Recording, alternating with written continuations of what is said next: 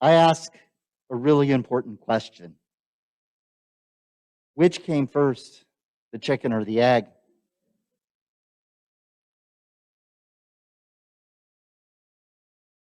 Raise your hand for chicken and raise your hand for egg.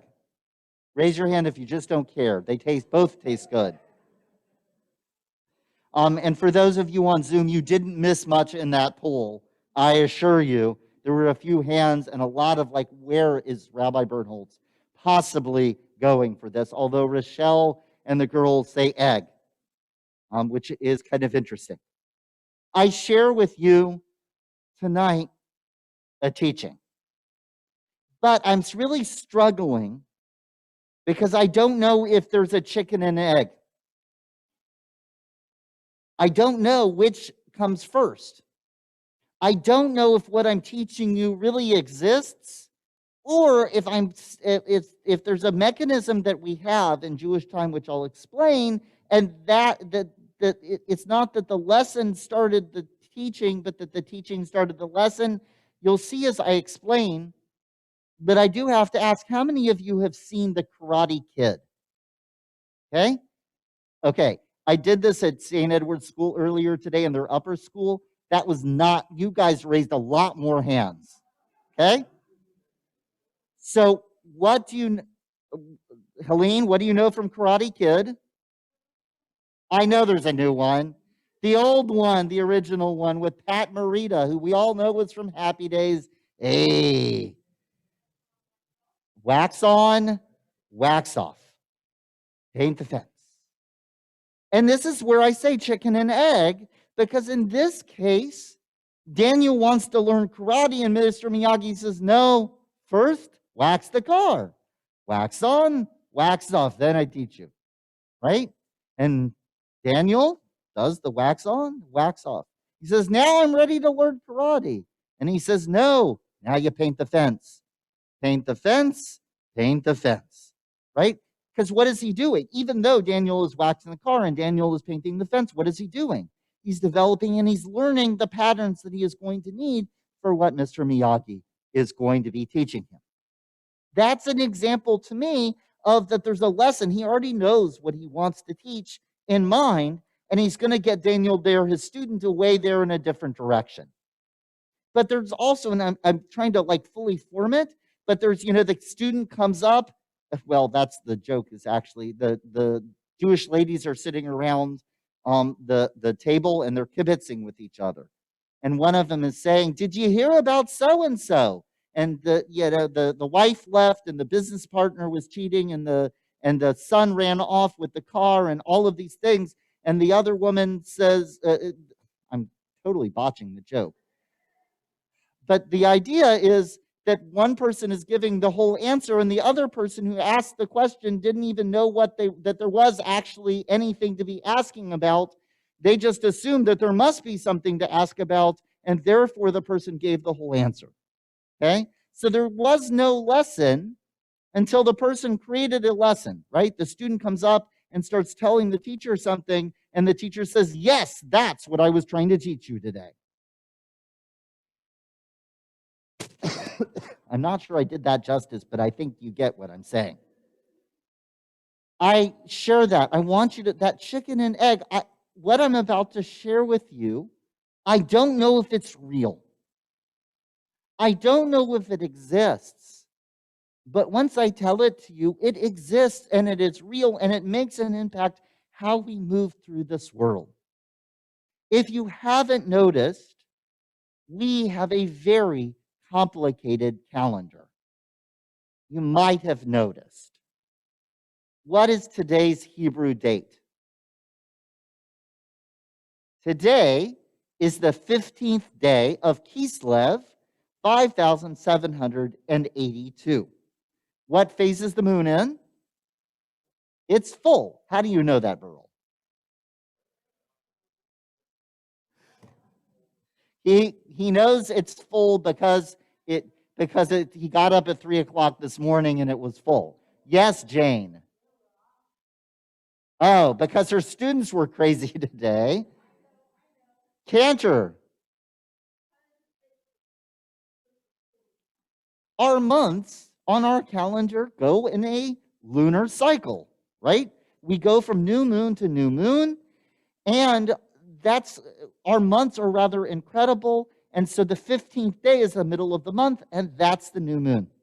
Or excuse me, that's the full moon. Now, as I say that to you, that's really important for Hanukkah coming up, because what do we do with the Hanukkah menorah lights? You start with, and then you, and then, and 4 and 5, you increase the light. What's happening to the moon? If Hanukkah starts on the 25th of Kislev, what's happening to the moon? It's getting smaller and smaller and smaller. And here's the other thing. What's happening to the length of sunlight each day at this time of year? It's getting smaller. This is the new moon, closest to the winter solstice. And that's part of the reason you increase the light past the new moon, so that during the coldest, darkest time of the year, our light is increasing. It's really pretty amazing in Hanukkah. But this year, we're really not that close to the winter solstice, right? When's the winter solstice? December 21st, right? We're still over a month away. We'll be about a few weeks away, because our calendar, did I mention, is kind of crazy and complicated. Why does Hanukkah, compared to the Gregorian calendar, why does our calendar move around? It's a lunar calendar. How many days are in a lunar year? About 350. There are about 10 days less, than a solar year. How long is a solar year? 350-ish, 352, about 10 days less. How many days are in a solar year? 365 days and a quarter. In a Gregorian calendar, what is a leap year? It's a correction. How much time do you add in a leap year? 1 day every 4 years. 7 out of every 19 years, our calendar adds an extra month, because our calendar is not a straight, simple lunar calendar. Ramadan moves around because Islam only uses a lunar calendar. The Gregorian calendar is only a solar calendar. We, of course, do a hybrid. Ay, ay, ay. So we have a lunar calendar that recorrects to stay connected. It corrects, it intercalates, it intercalates to stay level with the solar calendar, so that our fall holidays happen in the fall and our spring holidays happen in the spring, because our entire way of looking at the world is synced up to the rainy season in Israel. Okay? So that's why in February, March, we're going to get an extra month, pushing Purim back, so that Passover is at the right time of year this year, and that will then impact our fall holidays as well. So we have a lunar and solar hybrid calendar. It's lunar, but it recorrects in order to stay balanced with the solar calendar. Here's the lesson. In the solar way of thinking, how do you figure out how long a year is? What takes 365 days? The Earth to revolve around the sun. What happens in of a moon cycle? Who's moving around who? The moon is moving around the Earth. Sometimes the Earth is the center, and sometimes the Earth is the one that revolves.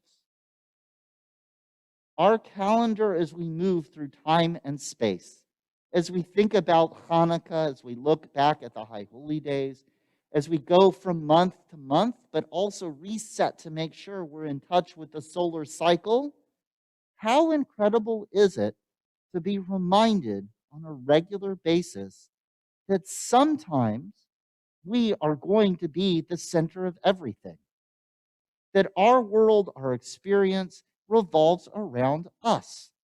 the activities that are happening, the events that are happening. So much, our calendar and time is all about us and how we move through the world.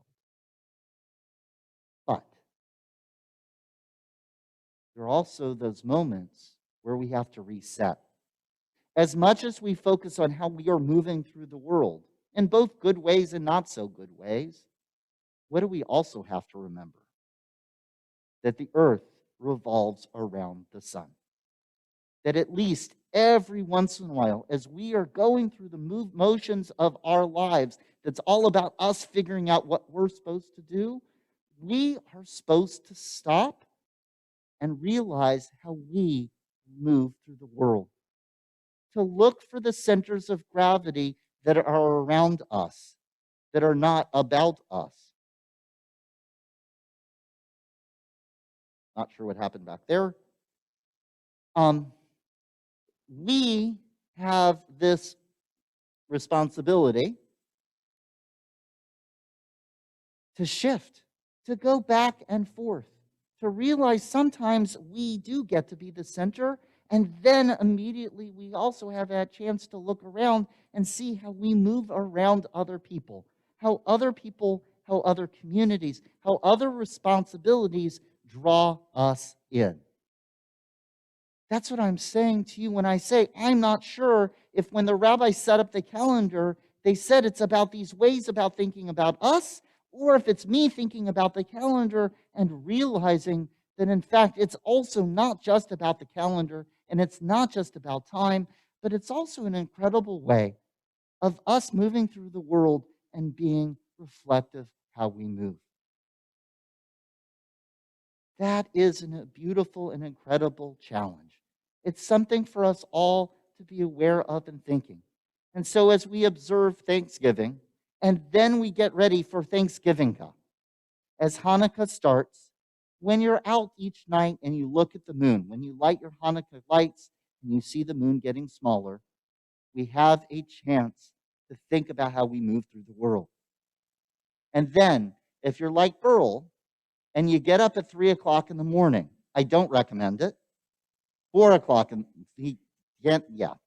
4 o'clock in the morning, and you get a chance to see the sunrise. But then you notice it gets darker earlier and earlier and later, and sun rises later and later until we get to December 21st, and that starts to shift. It's also a reminder that as much as we move through the world, we have to see how the world moves us. Shabbat Shalom. Let us tune in to the world so that we find ways to move with peace.